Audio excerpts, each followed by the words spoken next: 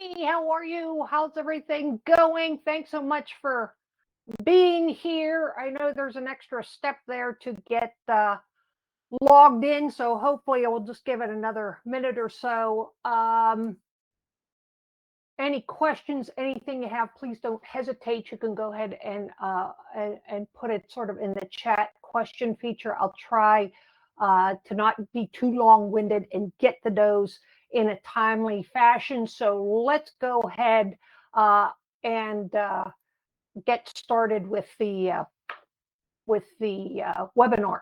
So this webinar is, I think, one of the most important if you're someone that's really struggled with losing weight and or have some other symptoms, fatigue just being one of them. So typically the clients I see, they're exhausted, stressed, and they're really trying to lose weight. But the reality is they're usually gaining weight much more quickly than what you really imagine. And sometimes it could be 6, 8, even 10 pounds a month when these hormones are truly unbalanced. So thanks for being here. My name's Dr. Susan Plank. You're in the right place. If you're worried about your fatigue, your adrenal stress hormones, if you're worried about your weight, this is one of the avenues, and it's keenly overlooked. So I want you guys to get a good understanding of why these fatigue, adrenal stress hormones, why they're so important. There's various stages. So I tend to look if at things that are progression, right? They get started, and if nobody identifies them, if the lab tests aren't done, if they're not recognized by symptoms, they just keep getting worse over time. How do these hormones affect other hormones in the body? It's very important, specifically with the thyroid, and to understand the testing and the best way to get these tested. In all honesty, in my realm of overall health, digestive health, weight loss, and being in the Western Pennsylvania area, even though I work with people nationally, it's few and far between that I see docs actually ordering good panels for hormones. So first, a little bit about these fatigue hormones, adrenal stress hormones. These terms are all sort of common, right? That you'll hear it different ways, and I'll even sort of go back and forth. But the adrenal glands are small little triangular glands that sit on top of each kidney. They primarily produce two hormones, cortisol and DHEA. Primarily tonight, we'll be discussing cortisol. They're both very important, but I want you to start to look at these hormones and balance. If you can picture in your mind a seesaw, say you're at a playground and there's a seesaw there and you have two children on that seesaw and they're just sort of having fun, and maybe you can visualize their toes just sort of pushing off on the ground and they just sort of go back and forth. That is, in my mind, the perfect picture of balanced hormones. If we have one where the child's up in the air and the other side is down to the ground, that is the extreme. That's where we're really imbalanced and we start to get a lot of symptoms. So the symptoms of adrenal fatigue, yes, fatigue is just one of them, but it can start off as like an intermittent tiredness, right? It's not too bad. Hey, it's, I didn't get much sleep last night, or I didn't get great sleep. But then the longer it goes on, we start to see a lot of signs and symptoms that can clue you in that maybe you should be aware of these. So it's more than just fatigue. It's fatigue where even when you get a good night's sleep, you open your eyes in the morning and you're like, seriously? Like another day is starting and you're really struggling to get the energy to get out of bed. You feel very unmotivated. You might want to lose weight.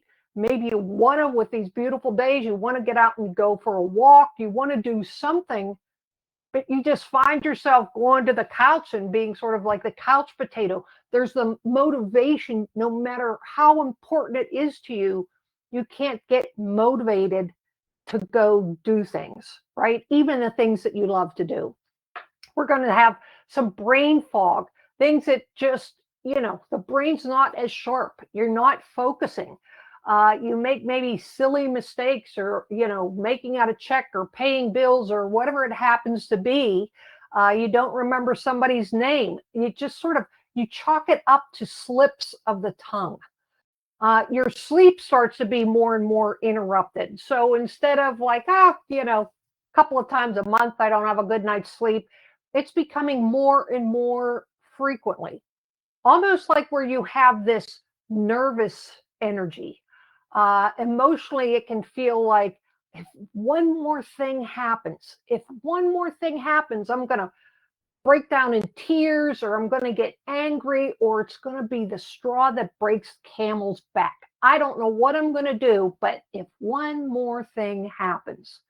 So what that is it's the person verbalizing, and it might be you.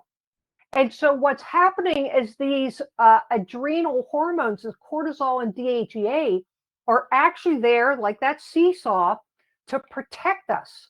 They're going to undulate. They're going to go up and down. And they're there to protect us emotionally and physically. They're there to keep our focus, our thought process, all the things that we just don't really think about. They're in there trying to stay balanced in our body as we are getting bombarded, even not only from our own thoughts when we're down on ourselves, but the things coming at us through technology, things that we're eating, if it's not the healthiest. So we're getting bombarded in many ways. And this is actually what starts to lead to imbalances in those hormones and ultimately to what's known as adrenal fatigue.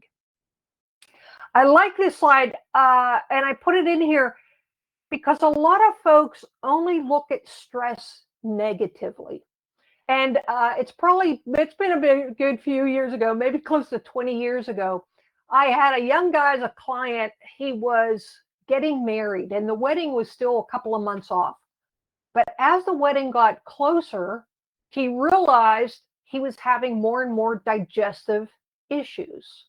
Right? So it started off sort of butterflies in his stomach, but it progressed to where he really couldn't eat. If he'd eat something and he'd have to run to the bathroom. He was so wound up with nerves. He was so anxious and intense. So we have to look at things like weddings, right? We have to look at anniversaries. We don't want to just look at stressful situations or only bad things, is because it's how the person internalizes it, but it's also where are their stress hormones before they even get into that stressful situation. So what I found for him is he had already had an underlying digestive disorder. And when I looked at his stress hormones, his cortisol was through the roof. Okay. And we're talking, it's months before the wedding. Now, typically, historically, we're looking at the bride and the bride's mom sort of being the nervous Nellies. But here's the groom. And so because of this digestive disorder, his cortisol was already through the roof. And now what we would consider a good stress, a happy occasion, a wedding, he was really, it just sort of tipped him over. And for him, it was the straw that broke the camel's back, even though we would look at it as a good occurrence, right? A great thing to be happening for him. And so again, these emotions, these feelings, the anxiety, right, can come up. Initially, it might be somebody like, oh, I work really good under pressure. But that is one of the key signals that starts it off. If you have a high school student or a college student, or maybe you're one yourself, that, oh, I tend to wait till the last minute to do a paper or study. I'm good under pressure.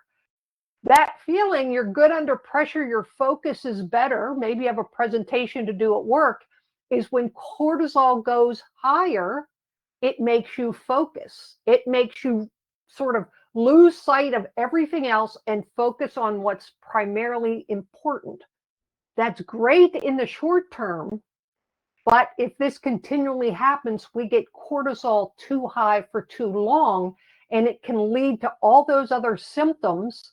And especially for women, it starts to affect other hormones, especially the sex hormones.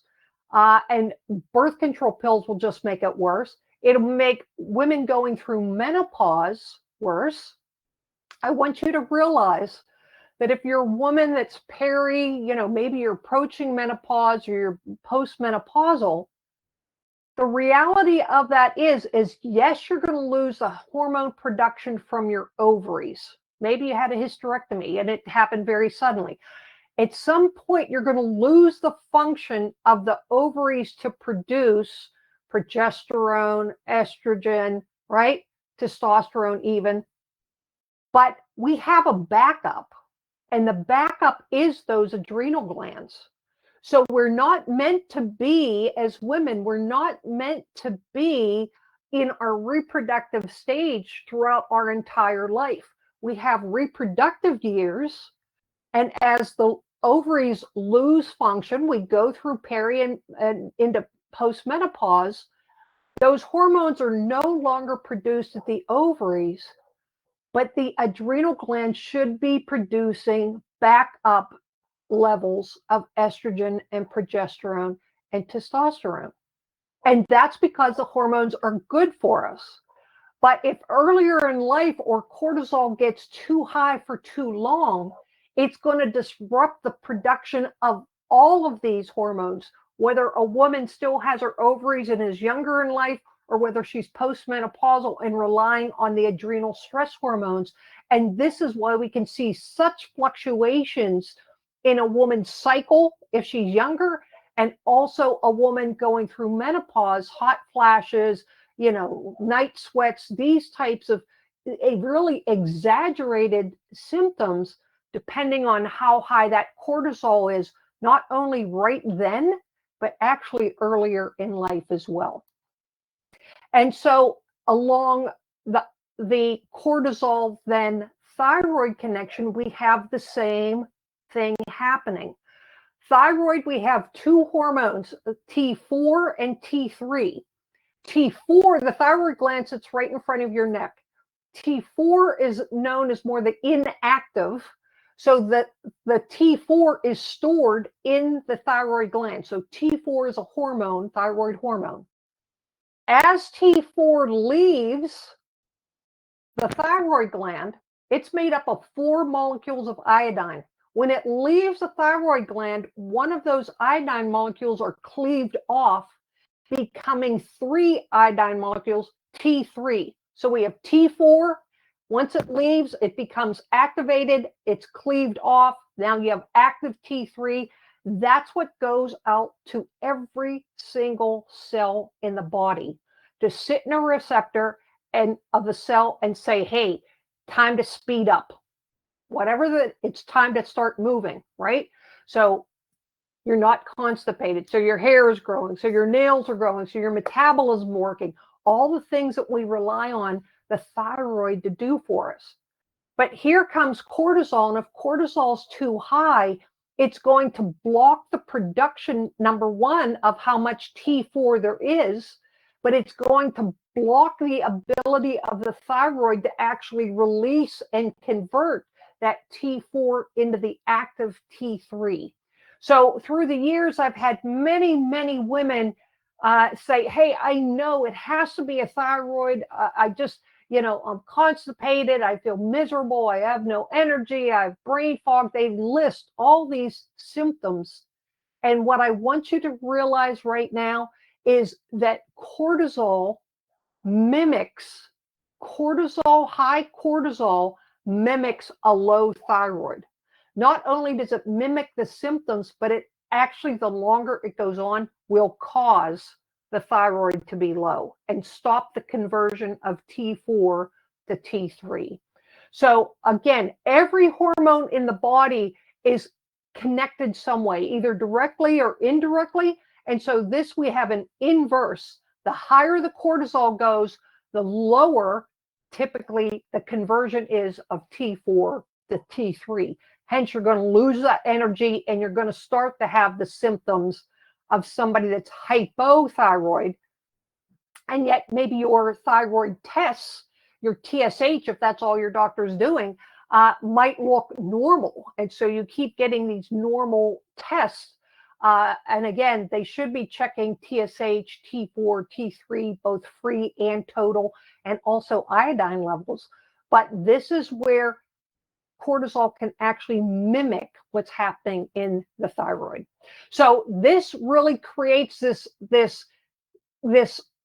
uptick, this symptoms of thyroid, and if it's not addressed, if the doc doesn't realize that, hey, it's this high cortisol mimicking it because it's rarely ever ordered as blood work, cortisol and the DHEA, then this underlying thyroid, just keeps going and going and going, and we start to see that we have sort of outdated normal ranges for a lot of these lab tests, and really specifically hormone testing. So what I really like to do is always talk to folks, see what's going on, what's their story, what's happening. Symptoms, the symptoms matter. Your symptoms matter. It matters if you're having symptoms that your mother or your sisters have had. It matters. In the same token, it also matters what labs I'll order and what labs I look at, so I can start to get a fuller picture of what's going on, so I can correlate the symptoms you're having with the blood work that we're seeing, the labs that we're seeing, so we get a much more accurate diagnosis, but it's personalized to you, right?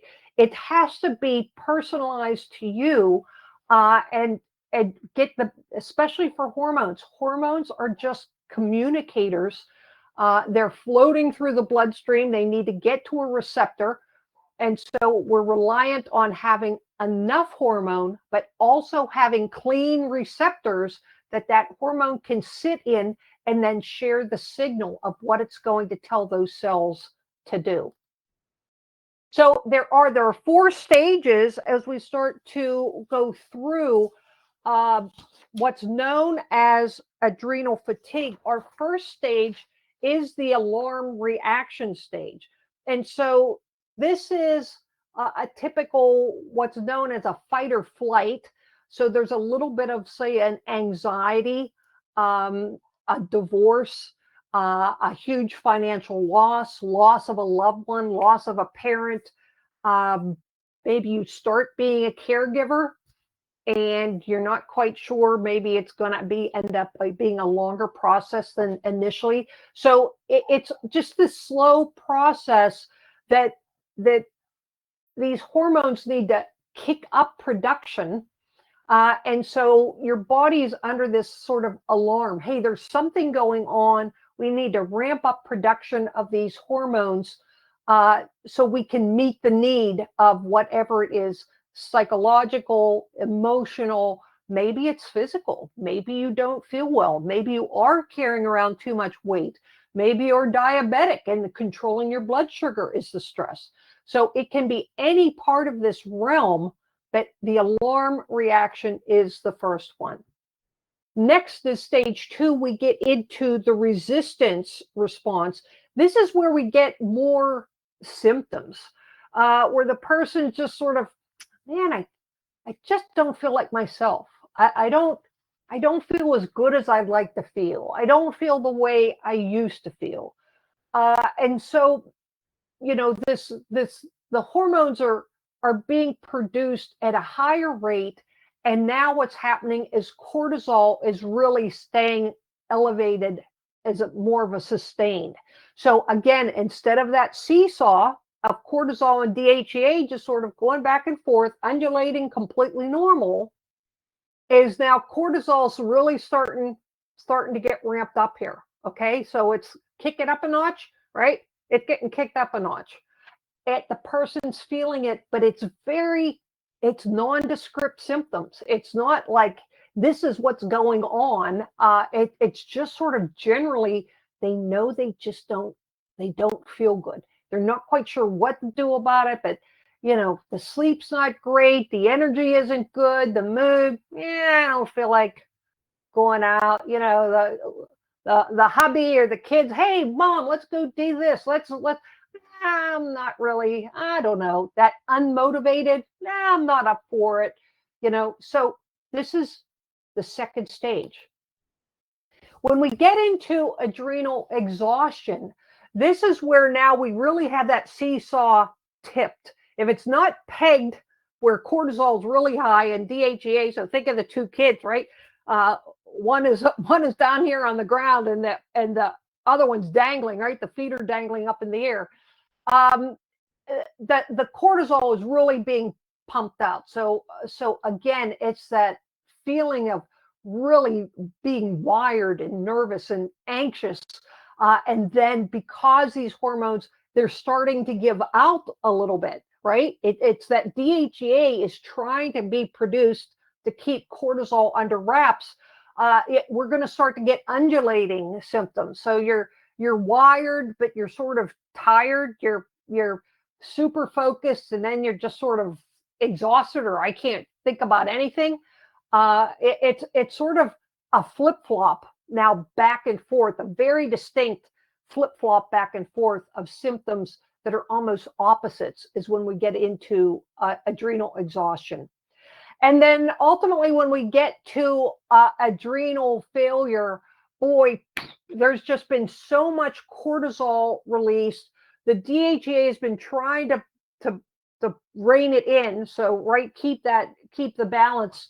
But now the body is so it can't produce enough DHEA, and now the body is just, the cortisol is through the roof, that now it can't even produce the cortisol. So now we start to see the cortisol stealing from other hormones like progesterone. So younger women, if they're on maybe a progestin birth control pill, or maybe it's even an estrogen progestin, a combination, the progesterone from that birth control pill can actually feed into the woman's body will try to make cortisol out of that.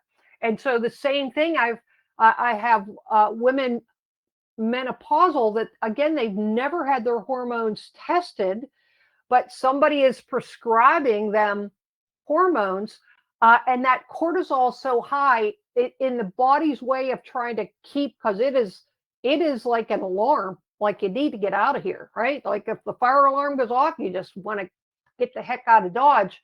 But cortisol will actually steal from the other hormones, specifically progesterone, and now the whole thing just comes crashing down. The body can't make enough. It just can't. It can't make enough DHEA. The cortisol's been so high for so long, it can't make any more cortisol, and we just see all these hormones come crashing down from adrenal fatigue. So adrenal solution is, first of all, in all honesty, we have to recognize it. We have to recognize it.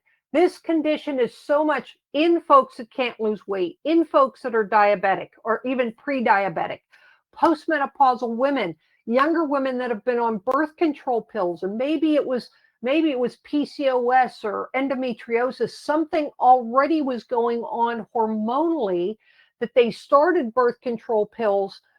The birth control pills don't balance the hormones. In fact, they honestly just end up making the cortisol higher, which makes it a catch-22, a vicious cycle.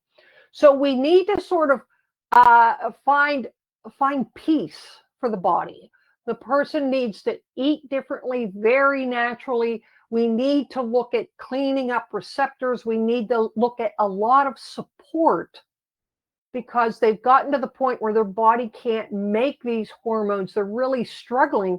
So we need to give the nutritional foundation to start to bring back that production of the hormones. So it really is, we want to have nice, healthy fats. Avocado is one, avocado oil, olive oil. We want to have lean proteins. We want to have a nice balance of carbs with the fiber and the sugar, right? We want to keep the sugars down. Sugar is going to be another stressor internal. The more sugar that's in somebody's diet and the more starch that is ultimately going to turn to sugar.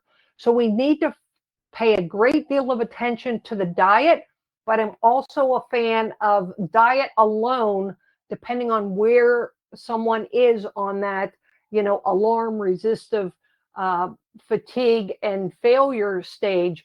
We need to have different components to help support them and the symptoms they're experiencing. So we will see that elevated cortisol. Again, not only does it affect thyroid, it's going to affect your blood sugar. It will actually drive up insulin and it increases blood sugar. So what happens is the food you eat gets digested and turned into blood sugar. It's just energy for the cells. Within seconds of it hitting your bloodstream, insulin is released from the pancreas. Well, what happens is if the body is under the effects of a great deal of cortisol, cortisol kicks in this mechanism to fat storage.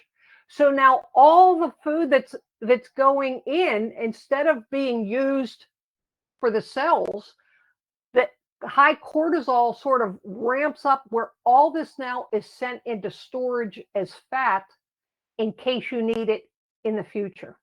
So when you couple the challenges of somebody that is stress eating, right? High calories typically, especially high sugar, reaching for chocolate, even if it's dark chocolate or cakes or cookies or candies or just chips. Chips are one of the biggest things, salty and sweet. If somebody says, "Oh, doc, I can't, I just crave chips. I can't stay away from the chips." First thing I want to do is get their cortisol and their DHEA checked. Okay. So again, every hormone in the body is going to have an effect directly or indirectly on all other hormones of the body. And cortisol, like I said, is one that unfortunately is really just rarely, unless it's a functional nutritionist, a functional provider like I am, it's not even necessarily in the realm of physicians. Okay, the education's not changing in medical school to where it's even in the curriculum for docs to learn about it. Okay, it's just the way it is. So again, we have to look at, as part of that diet, we have to look at, there's usually a need for the basic vitamins, minerals, B vitamins, vitamin C, antioxidants.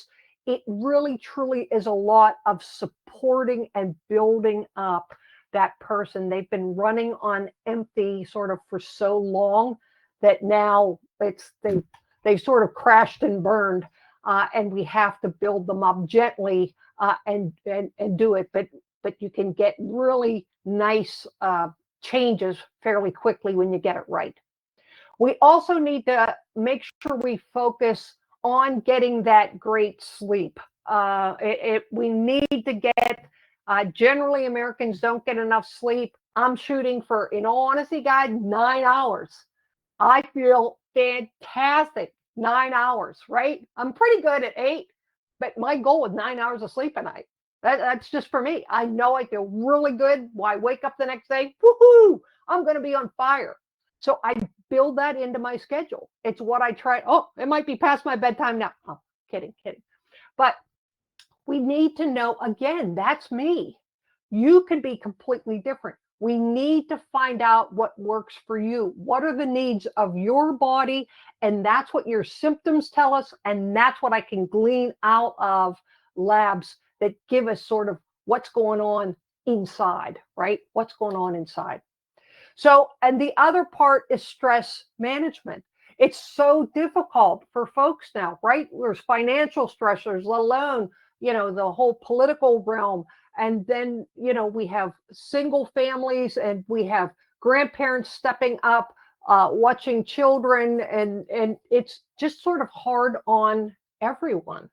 And so again, It can be a happy stress. You might love, if you're one watching your grandkids, you might adore them and love them, right? Who doesn't?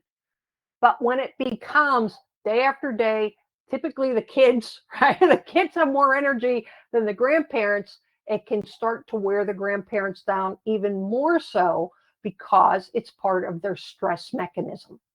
So the benefits of hormone testing. Number one is we reveal the unknown. I want you to feel like you have some say in your health. And to do that, you have to know what's going on. And that's why it's so important for me to talk to folks, to do these webinars. It's the educational part, because you can't help yourself if you don't know anything about it. And so the reality of it is these hormones aren't being tested for in PCPs and general practitioners' office. And a lot of times even gynecologists and endocrinologists aren't doing the testing. We need to be empowered to get the knowledge out, right?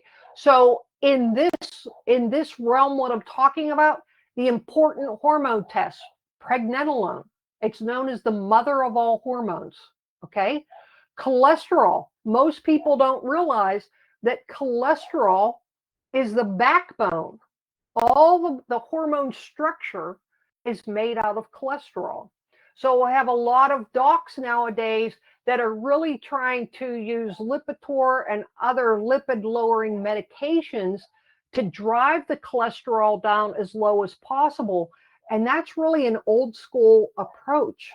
And they're missing that part of physiology that the lower you drive the cholesterol, you're going to start to end up with a lot of hormone imbalances because the body is unable to make these hormones, these fatigue, adrenal stress hormones, sex hormones.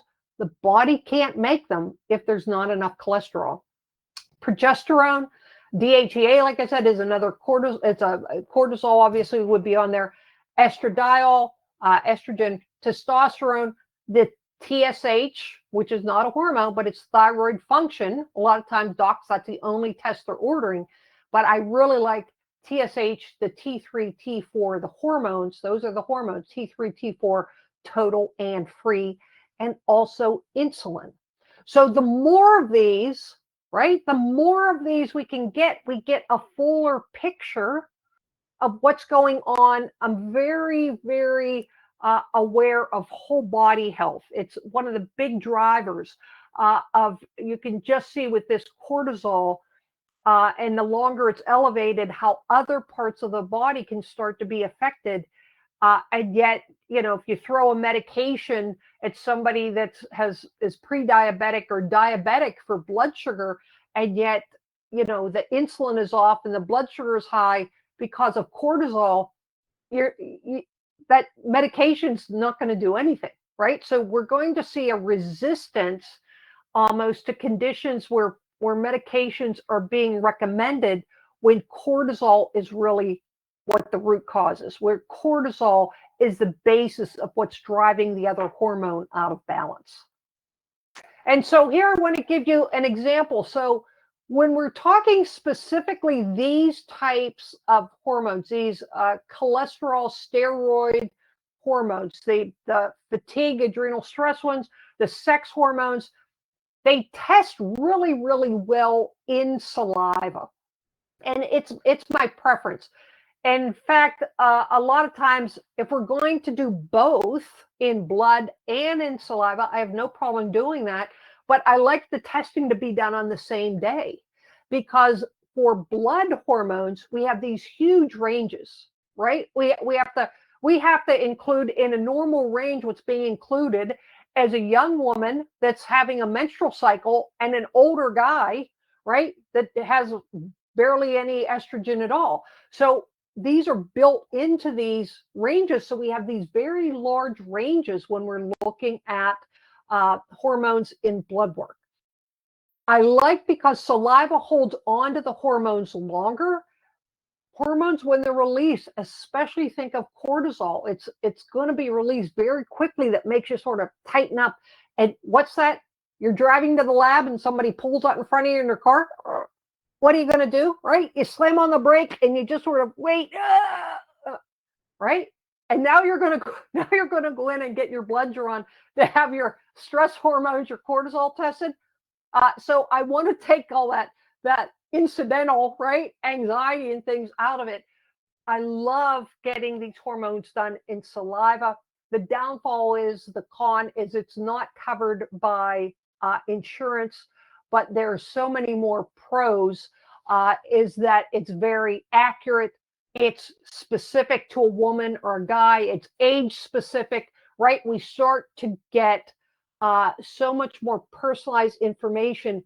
And the other part of it is, I don't even bother doing it unless we're going to get these 4 cortisol readings throughout the whole day. So what it is, it's a little tube, right? You wake up in the morning and you start putting saliva in a tube, and then you go to, so first thing in the morning, and then you go to lunchtime, right? You fill up the little tube. You do 4 tubes in a day, and then you ship it off. We send you the kit and you do the samples and ship it back to the lab. And then I get the results, and we can start to see then. So in the morning, this person, hey, they're pretty good, right? Their cortisol when they wake up is pretty decent. But by the time it's noon, look where they're at, right? They're just about bottoming out. They're barely inside for noon and into the evening, dinner time. They're barely inside the normal range. Typically, we're going to want everything sort of down the middle in this screen. And then by the time it's nighttime, can you imagine right before you go to bed and your cortisol is this high? So the client's symptoms of restless sleep, feeling more tired in the morning, you can start to see why, right? You can start to see why is this cortisol so high at night. And when we look at DHEAs trying to balance it out, look where this is. Again, it's in the normal range for this person's age, but look how low it is. So this person's definitely moving. They're probably in that adrenal fatigue, not quite to exhaustion, but they're in that resistance to adrenal fatigue range where they're starting to accumulate some symptoms, but they're sort of bouncing back and forth. Sometimes they have nervous energy, and sometimes they're just completely wiped out, like sleep for a whole weekend. And so then down here, what you can see is this is a panel where, again, the 4 cortisol readings throughout the day, right? Okay. In fact, same person. But this one, we had them do, right? We had them do the other hormones. And so that's where we get to see, again, these other hormone readings. So again, estrogen, 0.8, it looks like it's normal range, but look, we have an optimal range for this as a postmenopausal person, optimal range, okay? The ratio for progesterone and estrogen. And let me just throw this out.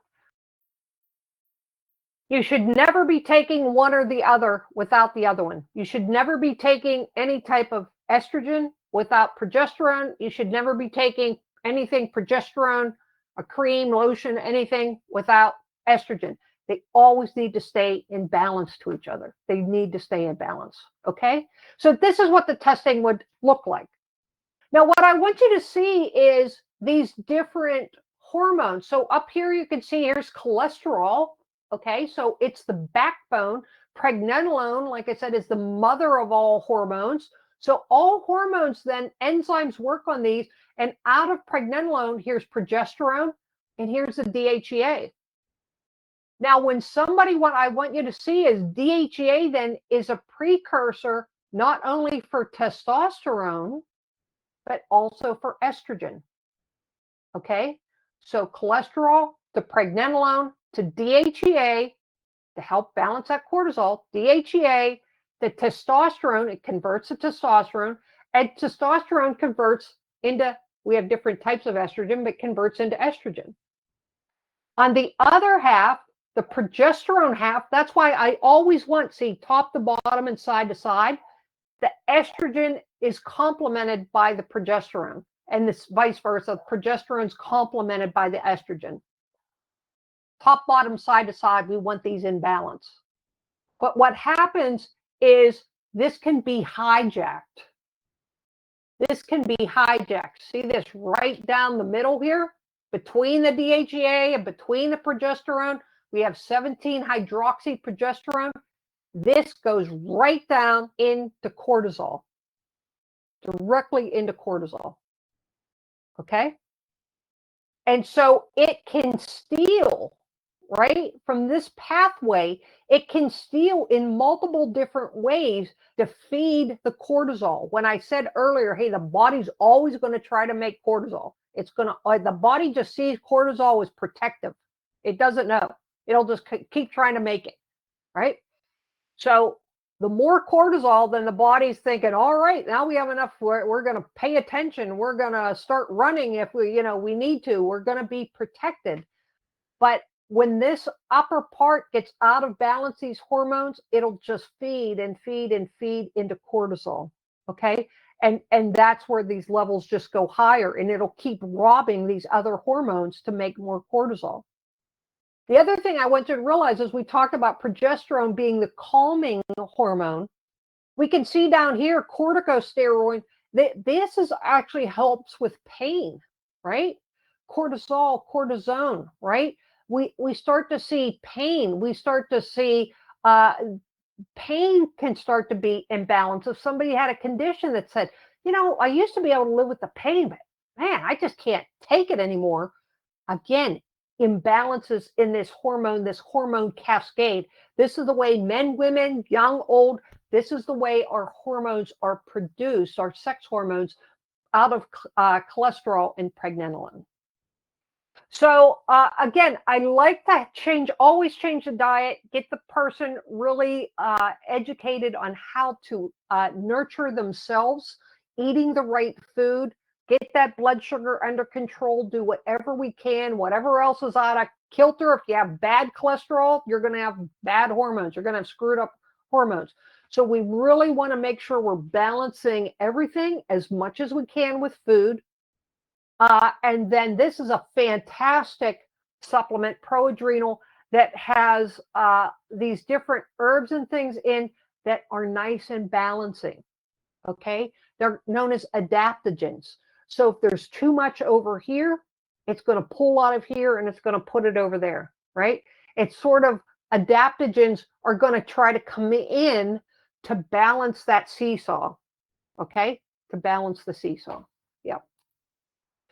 Okay, questions here. Let me get out of here, and hopefully you found that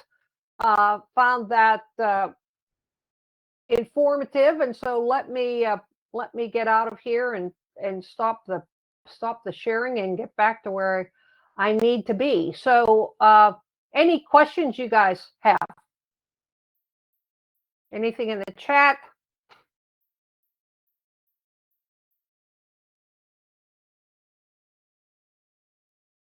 Questions? Nope. Okay, guys. Well, that's it. Honestly, thanks so much for being here. Loved having you. I hope you found it informative. Those that are registered, I absolutely will get this recording sent out. Usually it takes me like the next day, a day or two, but I will get this out just as soon as possible. So again, thanks for being here tonight. Thanks for taking the time out of your day. Maybe you still have time to go trick-or-treating, hey? So, hey, take care. Have a good night. Bye now.